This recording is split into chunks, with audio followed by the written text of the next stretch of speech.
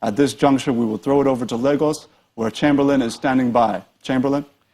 Oh, yes, Ajiri, thank you. And in case you don't need that minimum wage, I'm sure Gimba, we could help ourselves. We could help ourselves. We need it. All right, we've got Oluwole Osaze Uzzi, who is the Director of Voter Education and Publicity for INEC. Thank you for coming on this morning. Thank you for having me. Good morning. All right, let us just take off from where we highlighted some part of this yesterday, which has got to do with the recall, yes, which failed, of Senator Dino Melaye. And we spoke to the CPS, the INEC chairman, about some of those issues that bothered Nigerians, questions they had. For instance, there was this overarching one which had to do with the forged signatures in that proceeding. There are those who are asking first, if INEC wasn't able to detect it at the point, eventually, are they going to be able to detect it? And when that happens, will there be prosecution of anyone who is found to have forged signatures in all of those processes? Okay, thank you. First of all, we have to understand the whole process of a recall. And it starts with the constituents of a particular legislative body, let's just say, we are not satisfied with the performance of our, in this case, senator.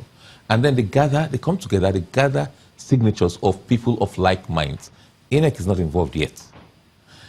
INEC only gets involved when they submit a petition endorsed by at least 50%, at least more than 50% of the registered voters in that constituency. So we do not see any signature, we do not see anything unless and until they've submitted that petition.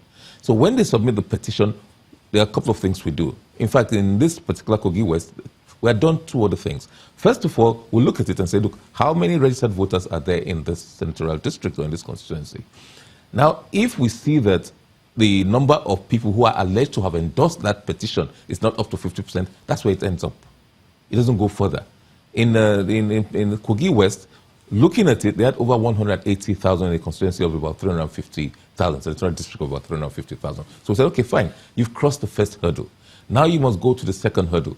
We have to verify those signatures to see whether they are genuine or not, whether these people will come and own up to their signatures. Or even if they sign, say, I signed, but I'm no longer interested, we'll get to know this. And prior to the amendments of the Constitution, this was just in the guidelines. But the legislators, in their wisdom, decided to make verification a constitutional requirement. Prior to now, INEC had guidelines and said, let's go and verify. We didn't even, the law did not ask us to, but we just thought it's only proper that you should go and verify this to really see whether these people wrote this or endorsed this petition. So in this particular case, that was the essence of going there. We're not there when the signatures were being collected. We have at any given time, people are collecting signatures for all sorts of things. Yes, you were not there for the signatures and all that, but the impression that people have, correct me if I'm wrong, is that now that the process failed, INEC has succeeded in over-exaggerating a process that would have ordinarily been just so low-key and quiet. As a result of that, you have low voter turnout, or should I say recall process turnout, yes. 5%. How do you record such a low figure? Well, it is up to those who endorse the petition to come out and say, yes, we endorse this petition. INEC cannot make it a low-key event. There's no event. It's a constitutional duty. We owe it to the petitioners, even if it's only one person that did it. We owe it to the person sought to be recalled, and we owe it to the constitution of the land to ensure we carry out a duty that has been imposed on us. So we have to make it as loud as possible. So you over-exaggerated it? It can never be over-exaggerated. When you are discharging your constitutional duties, there's no question of exaggeration. All we did was inform people, look, this petition has been submitted. We informed the senator and we informed the people of the constituency. Do you want to recall your senator? If you want to, we're coming to verify whether it is true that you all endorsed this petition.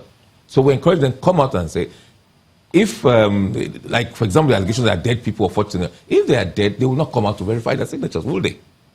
So, and that's what's important, because we don't know who's dead. Again, people kept on saying, oh, dead people sign, dead people sign.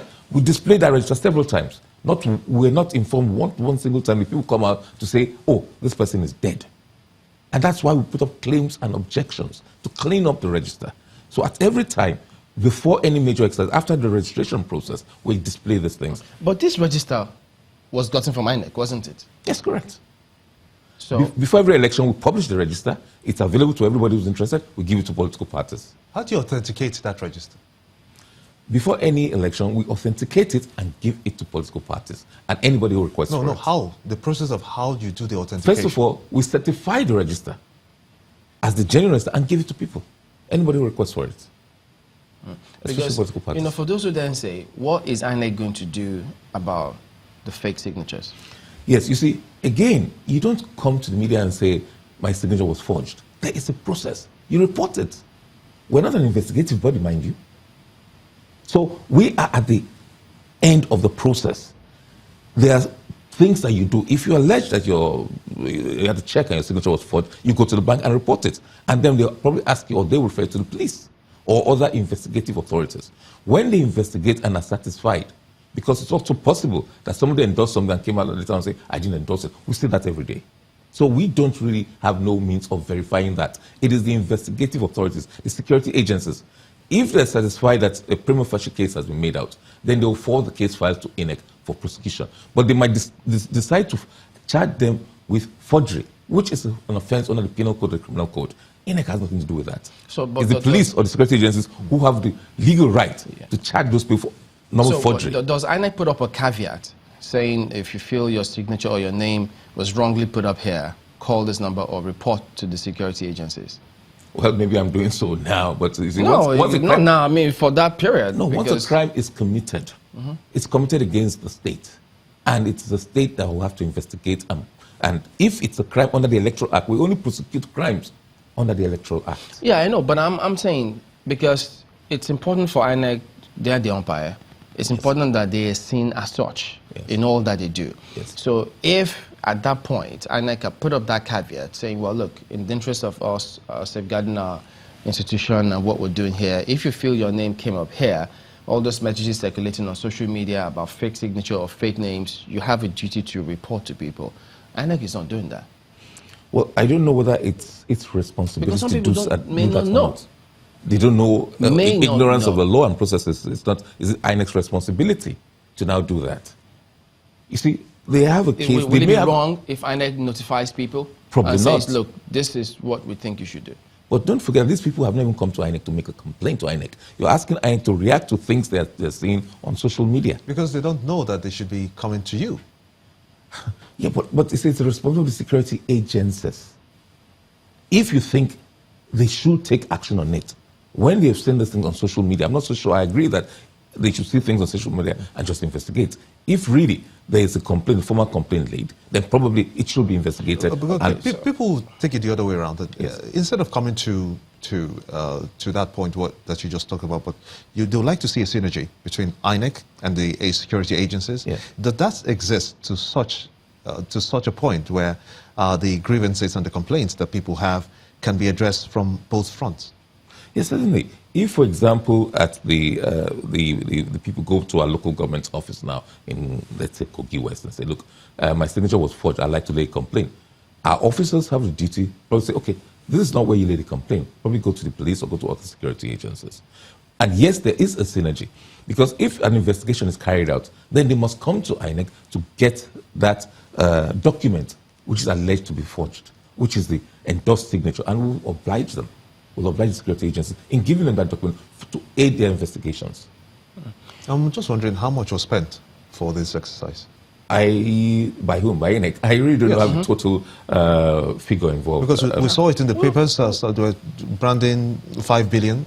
That's ridiculous. I don't think so. Nothing near that.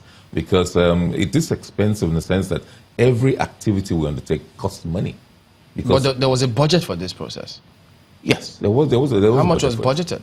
I don't know how much exactly it is, but we draw from a particular budget for recall and by-elections. There's an electoral budget for such eventualities. There's a head for it, and because it's a constitutional provision, we tend to put it in our budget. Look, in case there's by-elections, you don't pray for anybody to die or people resign from their positions, we must conduct by-elections. In the same way that constituents might, and almost on a regular basis, quite a regular basis, you see people on social media, on the media saying they want to recall or threaten recall to their legislators. So it's not unusual. It's just that in this particular dispensation, this is the first that has crystallized to the point of a petition being submitted. to the Commission this time round.